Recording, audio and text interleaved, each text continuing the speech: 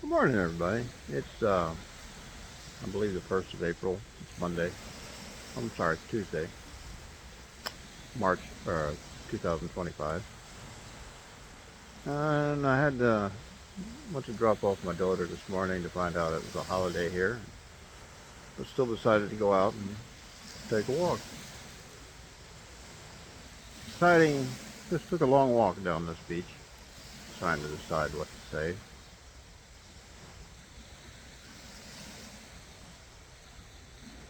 I don't know. What I want to say isn't anything about the Philippines, but it's important. And this analogy I'm going to give you might not think into your head.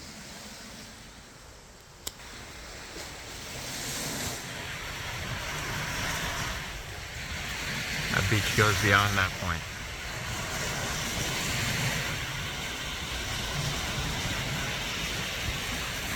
Comes down here. Thing is, with all beaches,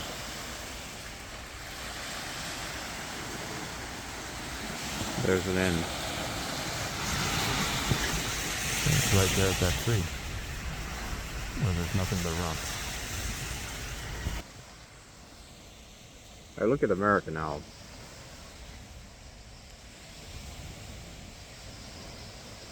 When I think back of its long history, many times quite evil, other times very very good with words, but good, kind. The country that comes up, puts its hand on the shoulder of the little man, that little country. It doesn't come up and kick the country in the balls that lives next door. America's strong mostly because of almost 250 years of not being isolationist. America's strong because of our alliances with other countries. America is very strong because of Canada and Greenland and even Panama and Mexico. America is stronger with illegal immigrants that come in, who end up getting jobs and working under American Social Security numbers and paying into our Social Security system and bolstering it like nobody's ever seen before. But America's weak when it thinks it can just run around and kick everyone in the balls and say how great they are. America's great because we can sell our weapons around the world and people want to buy them because we're their friends. Well, guess what? They're not buying them anymore. They're going to other countries to buy it because they can't trust us anymore. You go into battle with someone that you trust with your life, or you go into battle with someone that will push you out in front of them so the zombie gets you first. Frankly, I don't know if I'll ever post this, because there's so many of you mega morons out there who seem to think, just drink another beer, say mega, screw the Dems, screw the libs,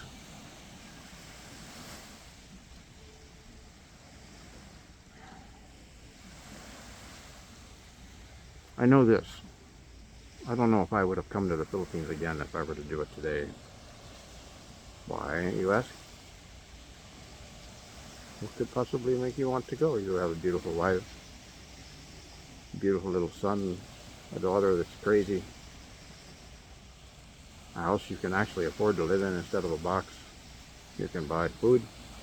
You have a car. What is the problem? Elon Musk and Donald Trump are trying to take away my money, saying it's all a Ponzi scheme. Well, that's because they leave out all sorts of things, like all those old people that are listed on the regs, which are listed there simply because they cannot remove them because of the rules. They are not getting paid. They are simply stuck there because there's no system to remove one if they don't get a proper death certificate. But they know they're not alive. They know they're not getting checks, and so does Musk and Trump. They want to crash the Social Security system so they have to turn it over to Wall Street. So Donald Trump can use it to speculate, and so can Elon Musk, who wants to go to Mars and wants America to pay for it. I say screw Mars.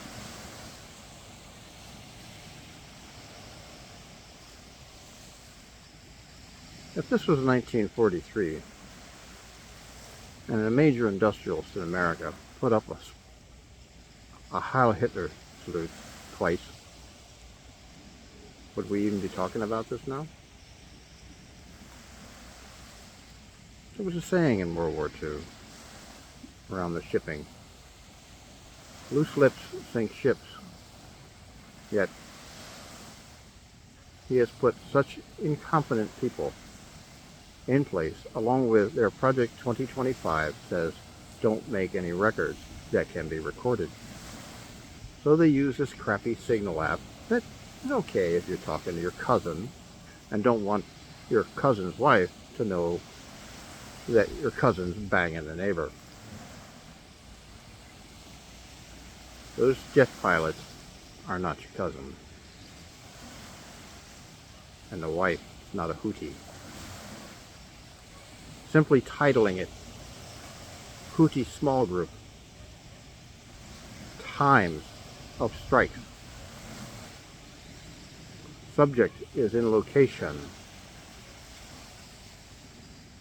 I was a Houthi, is all it would take me to pick up my gun and relocate and shoot down airplanes.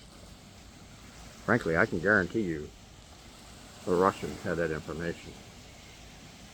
But, as always, they backed Trump. How, you say, how did they back Trump in this? They gave him a win instead of a loss. They've been playing America like a fiddle for the last 20 years. And Donald Trump is the band leader of that. I'm sorry, Putin's the band leader. Trump's the guy who goes around and cleans up the spit on the floor around the brass instruments. Someone that in the TV show that he did, the director of that show said Trump is the most easily manipulated person he had ever met. And you might not see it because you're watching him. Oh, I'm this, I'm that. I don't know about you, but when I was in high school, somebody walked around going, I'm this, I'm that. We laughed at them because none of them are that. What do you see with this? Oh, there's no secret information on those chats. Really? If you were one of those pilots, what would you think of that incident right now? Any of you people out there that are ex-special forces, which I know, quite a few of you. I even know one that was one of the people that walked over Somalia on Black Hawk Down. I even know the pilot from that mission. I don't think they would be thinking very nice about that right now. I wish I still had their contact information. I would check them out. As it is, if Trump continues to do what he does, America is going to be like that beach right there. The long beach is going to end, and the rocky coastline will be America's future.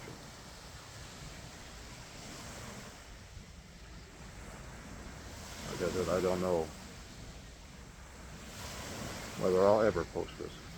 It must be nothing more than a rant. But I had to get it out of my system. Have a good one, everyone. welcome to Trump and the future of America, which will not be America anymore.